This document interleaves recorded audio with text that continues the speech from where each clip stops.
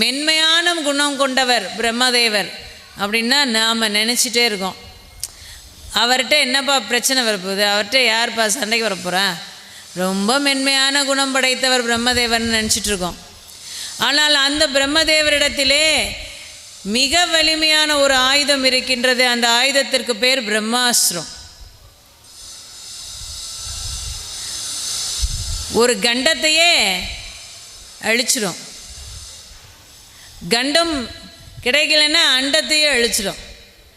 அப்படி அழிக்கக்கூடிய அற்புதமான வலிமை படைத்த பிரம்மாஸ்திரம் பிரம்மதேவர்கிட்ட இருக்கு. அடுத்ததாக காக்கும் தெய்வமாக நம்மால் வணங்கப்படுகின்ற பரபிரம்மத்தின் சொரூபமான பரந்தாமனான பார்க்கடலில் பாம்பனையில் பள்ளி கொண்டிருக்கக்கூடிய பெருமாளிடத்தில் ஆயுதம் இருக்கின்றதா என்றால் ஆயுதம் இருக்கின்றது. அந்த ஆயுதத்திற்கு பேர் சக்கராயுதம்.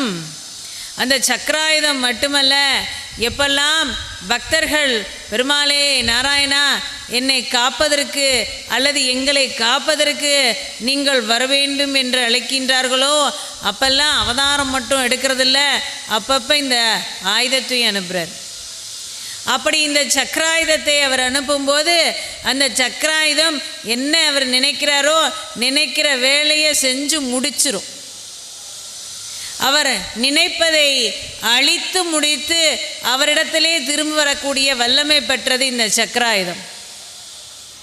ஆனால் இந்த சக்கராயுதத்தை வைஷ்ணவத்தில் அந்த பெருமாளினுடைய பக்தியிலே இந்த ஆயுதம் நிலைத்த காரணத்தினால சக்கராயுதத்தை சக்கரத்தாழ்வார்னு சொல்கிறோம். கேள்விப்பட்டிருக்கீங்களா?